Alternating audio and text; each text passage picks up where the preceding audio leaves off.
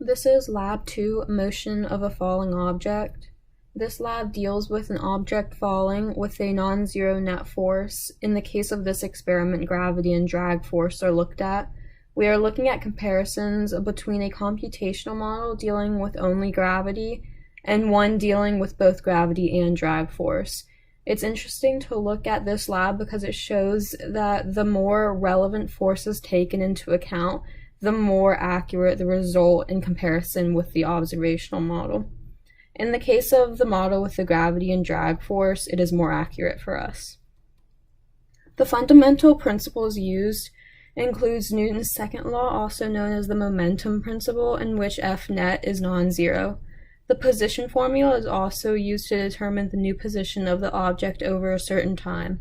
Because we are looking at gravity and drag to make up the net force, those two forces are listed here, with weight force equaling negative mass times gravity, which is 9.8, and the drag force equaling b times velocity squared, which is the turbulent drag force. To start, I took a crumpled piece of paper of mass 0.006 kilograms and dropped it from rest. Inputting the video and tractor, I was able to extract points from each frame to create a position time graph to the right. Because it is moving in the negative y direction, the components do not matter. The x components do not matter.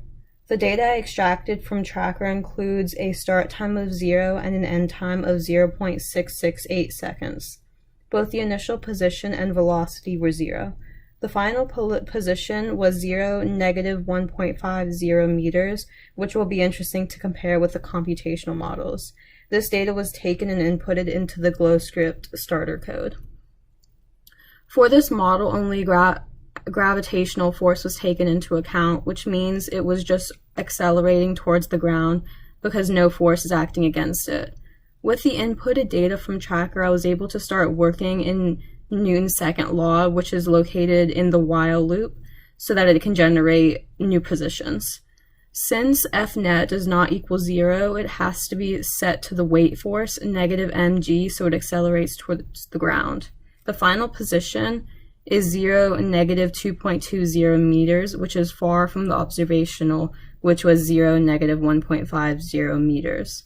Moving on to the model with gravitational and drag force, I was able to copy and paste the last code and just tweak it a little bit.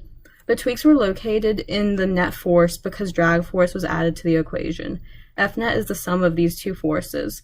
In the formula for drag, B was attained by trial and error with the goal of getting the final position to be equal to the observed final position, which it is. Towards the bottom of the code, lines were added to show the magnitude of the drag and gravitational forces. Arrow scale was determined by taking 2 meters divided by the magnitude of the weight force. In the case of mine, the drag force is almost equal to the weight force because of the object I chose.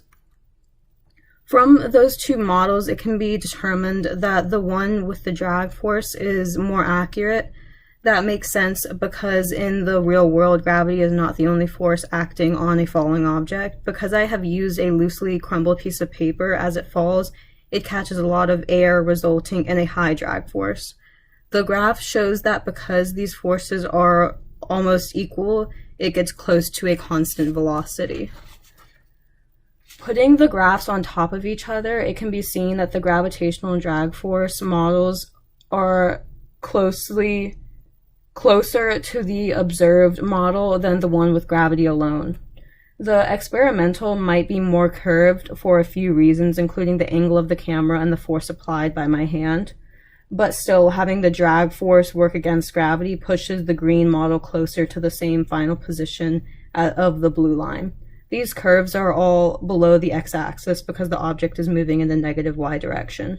In comparing the two computational models, the model with two forces looks as if it predicts a terminal or constant velocity, since the two forces almost cancel each other out.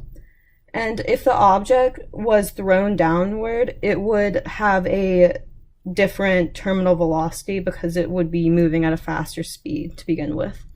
To check this, I took the second computational model and changed VI to 1.50 meters per second. As you can see below, its velocity is faster because it is more sloped. In conclusion, a non-zero net force affects the velocity and position of an object as seen by Newton's second law. The more relevant forces added to the net force, the more accurate the velocity and subsequently the position. In the future, I would try to do this experiment again with different sizes and weights of objects to see how the graphs change. I would also make sure that the camera is placed at an optimal level.